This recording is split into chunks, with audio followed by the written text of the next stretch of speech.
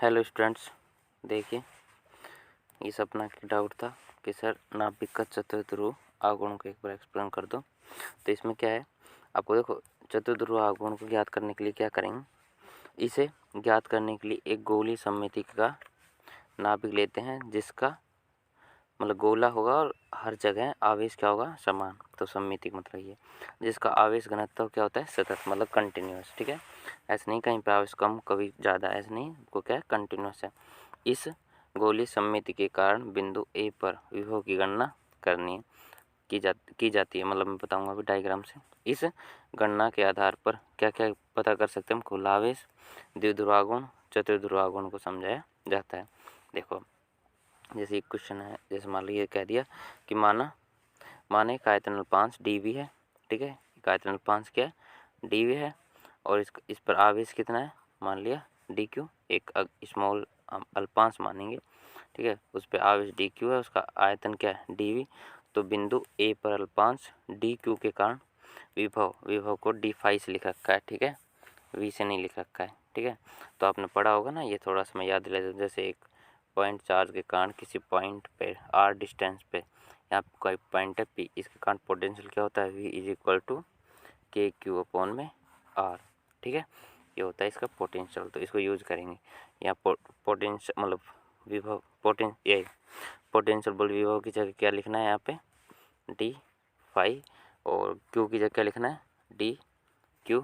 ठीक है, और डिस्टेंस को r से या इस कैपिटल R से देखो बताते हैं हम आपको आगे। देखो अब ये चीज़ समझने की है कि आवेश घनत्व की परिभाषा से क्या होता है आवेश घनत्व। देखो आपने पढ़ा होगा, एक तो पढ़ा होगा लैम्बडा, एक पढ़ा होगा सिग्मा, और एक पढ़ा होगा रो। लैम्बडा क्या होता था, क्यू अपॉन में एल। ठीक है, इसको बोलते हैं रेखीय आवेश घनत्व। और क्यू अपॉन में ए, इसे बोलते हैं पृष्ठीय आवेश घनत्व। और इसे क्या बोलते हैं, क्यू अपॉन में वी, इसे बोलते हैं आयतन आवेश घनत्व। ठीक है, और अल्पांश की बात करेगा तो डी डी डी लगाना है बस इसमें, D Q D A D Q D V. तो अब इसका आपको पढ़ना कौन सा, ये वाला। ठीक है, तो इसको यूज करूँगा मैं। अब ये देखो रो इज इक्वल टू क्या है, डी क्यू अपन में डी वी। तो अगर इसके अपन वन करेंगे, क्रॉस मल्टीप्लाई करेंगे, 1 इंटू डी क्यू और रो इंटू वी करोगे तो rho D V. Question number first मान ली। ठीक है, अब देखो आगे कैसे करेंगे इसको। तो अभी मैंने बताया v इज इक्वल टू क्या बताया, के क्यू अपॉन में r। तो q की जगह क्या लिख रखा है, डी क्यू। v की जगह क्या लिख रखा है, डी वी। और a बोले तो डिस्टेंस है r, जैसे इसमें थी ना r। अब इस डायग्राम को देखो, यहाँ पे थोड़ा सा समझने की कोशिश करो। देखो यहाँ से ये मूल बिंदु, यहाँ से डिस्टेंस कितनी है, r है। ठीक है, और जहाँ पे हमें क्या निकालना है, पोटेंशियल निकालना, उस पॉइंट को क्या रखा है a, और वहाँ से वहाँ तक डिस्टेंस क्या है a। और यहाँ से इसके सेंटर से इस पॉइंट, ये वाला पॉइंट, ये डिस्टेंस क्या है, r है। तो आपने पढ़ा होगा त्रिभुज का नियम, मैं आपको याद दिला दूँ। जैसे एक तो a वेक्टर ये है, b वेक्टर ये है, तो ये क्या होती थी, परिणामी वेक्टर r वेक्टर। जैसे क्या था, इसके सिर से ये सिर भिड़ जाए। ठीक है, देखो यहाँ से समझना, देखिए ये क्या है, इसका सिर, ये इसका सिर, और इसके सिर से कोई अन्य सदिश का सिर भिड़े तो वो रिजल्टेंट सदिश बोले, परिणामी सदिश कहलाती है। तो आर वेक्टर जो आएगा वो क्या आएगा, ए वेक्टर प्लस में बी वेक्टर। ठीक है, अब ये चीज़ समझना है। यहाँ पे देखो, यहाँ पे मैंने अलग से करके बता रखा, देखो थोड़ा सा यहाँ पे देखो, ये क्या है, आर वेक्टर ऐसे है ये, और ऊपर जा रही है ए वेक्टर ऐसे। एक मिनट रुको, देखो ये लिख रखा ना, आर वेक्टर प्लस में R vector equal to R vector plus में ए। तो कैपिटल जो आर है, वो स्मॉल आर और स्मॉल ए। देखो कैपिटल आर है वो ए मतलब आर और ए के बराबर होगा। मैंने जो भी बताया इस चीज़ को याद रख लेना, इतना तो आप समझ सकते हो। आर वेक्टर के बराबर में इन दोनों का सम होगा। ठीक है, आगे चलो। तो अब मैं क्या कहना चाह रहा हूँ, अगर मेरे को ए वेक्टर निकालना है तो क्या करूँगा, आर में से क्या घटाऊँगा, ये आर इधर चल जाएगा, R minus R, capital R minus R. तो अगर मोड निकालते हैं तो आपको मैं बताऊँ, देखो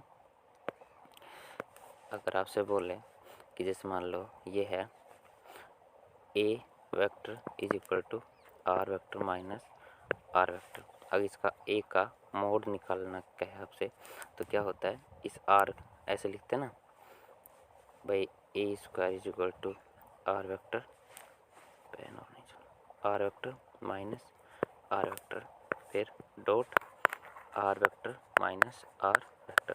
जब इनका स्क्वायर करोगे तो क्या आएगा, आर स्क्वायर और प्लस में आर स्क्वायर माइनस 2 RA, ठीक है। और अगर यहाँ पे स्क्वायर हटाओगे तो इधर क्या चल जाएगा, अंडर। वैसे क्या है, ठीक है, थोड़ा डायरेक्ट किया है, आप थोड़ा इतना समझ जाना, ठीक है। यहाँ देखो तो अपन को ए वेक्टर ए मोड क्या निकल गई है, और अगर इसमें से आर कॉमन लेता हूँ मैं, आर स्क्वायर, तो आर स्क्वायर अंडर रूट के बाहर आएगा तो आर आएगा, आर स्क्वायर बाहर आ गया तो यहाँ 1, और यहाँ पे प्लस आर स्क्वायर बटे में आर स्क्वायर, और यहाँ पे भी आर स्क्वायर ही आया था बटे में, लेकिन एक आर से एक आर कट गया तो 2r अपॉन में आर कोस थीटा, ठीक है। अब ये निकली किसकी वैल्यू है, ए मॉडुलस इसकी निकली है, लेकिन अपन को चाहिए क्या, 1/a बार, ये चाहिए ना यहाँ पे, क्योंकि देखो यहाँ पे एक बात समझना, यहाँ पे देखो दोबारा आ जाओ, देखो डी क्यू की जगह तो क्या लिखना है, रो डी वी लिख दिया, रो डी वी अपॉन में ए। अब मैं बोल रहा हूँ ये 1/में ए का मोड है ना, ये इसकी वैल्यू यहाँ से निकलेगी। अभी तो हमने ए बार की वैल्यू निकाली है, तो इसके 1/में ये कर देंगे, बस वैल्यू हो जाएगी। तो यही तो कर रखा है, देखो यहाँ पे तो एक बार ये निकल गया यहाँ से, ठीक है, यहाँ से निकल गया ये। अब 1/में किया तो 1/में आर, ठीक है, 1/में आर, और इसको मतलब डिवाइड में कर दिया, और अंडर रूट का मतलब आपको बता रखा है क्या होता है, पावर में 1/2, अंडर रूट का मतलब 1/2 होता है, तो कर दिया ये 1/2। जो नीचे था देखो ऐसे है, ये 1/में ऐसे था 1 प्लस आर स्क्वायर अपॉन में R square minus 2r cos theta की पावर 1/2, और ये 1/2 ऊपर जाएगा तो क्या आएगा, -1/2, सेम इसके पावर, तो 1/2। अब एक ये बाइनोमियल द्विपद प्रमेय होती है, बाइनोमियल थ्योरम क्या कहते हैं इसको, 1 प्लस एक्स की पावर n है तो ये एक्सपेंशन होता है, ठीक है, कि 1 प्लस एन एक्स आगे आएगा n, फिर n में से एक घट जाएगा और अपॉन में 2 फैक्टोरियल, और जो जिसकी पावर करे उसका स्क्वायर, फिर x power 3 x power 4 x power 5, जितने पावर करते हो उतना नीचे फैक्टोरियल आता जाता है, ठीक है, ये एक्सपेंशन थ्योरम, ठीक है। अब देखो इक्वेशन 3 हो गई। उसके बाद में इसकी वैल्यू निकालनी है 1/a की, तो 1/r एच डी जाएगा। अभी देखो 1/2 है ना, ये -1/2, ये क्या होगा, नीचे जाएगा, तो माइनस का 1/2 आ गया। फिर अब देखो यहाँ से मैंने ऐसे ब्रैकेट कॉम ले लिया, ये देखो ब्रैकेट जैसे, कहने का मतलब ये है कि जैसे यहाँ पे ब्रैकेट लगाओगे तो अगर मैं बाहर क्या लिखूँ, देखो थोड़ा समझना, मैं इसको ऐसे बोलना चाह रहा हूँ, जैसे 1 प्लस इसको ऐसे लिख दिया आर स्क्वायर अपॉन में R square minus 2r cos theta बटा में आर, और इसकी पावर में क्या है 1/2 ऐसे, ठीक है, ये है। तो अब जैसे ये 1/2 आगे आएगा ना, तो माइनस का क्या प्लस का क्या हो जाएगा, माइनस का 1/2, बाकी सब एच डी लिख रखा है। फिर ऐसे ही अगली स्टेप में क्या करोगे, अगले स्टेप में जैसे 1/2 आगे आएगा और 1/2 में से 1 घटेगा, ठीक है, और नीचे क्या आएगा फैक्टोरियल 2, ठीक है, 1 वहाँ उसमें 1 फैक्टोरियल था, इसमें 2 फैक्टोरियल 3 फैक्टोरियल।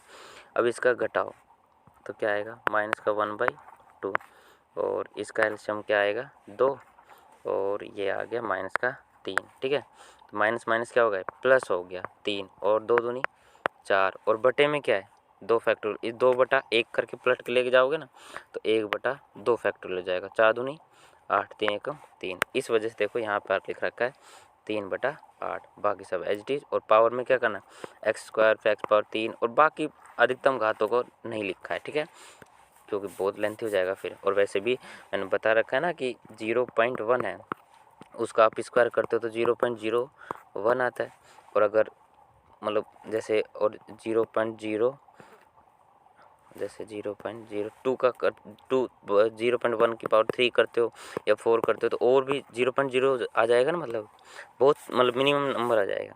तो उसके बाद में ये कैलकुलेशन किया भाई इसकी, ये देखो यहाँ पे भाई यहाँ पे तो इसको मल्टीप्लाई किया है, बस मल्टीप्लाई करके लिखा है, ठीक है, लेकिन यहाँ पे क्या क्या है, इसके पावर में क्या है 2।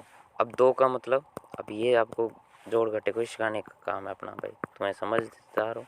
ए स्क्वायर बराबर A square plus B square minus 2ab। जैसे ये फॉर्मूला लगाओगे तो देखना ये कैलकुलेशन आएगी, ये वाली, ये यहाँ से ये, ठीक है।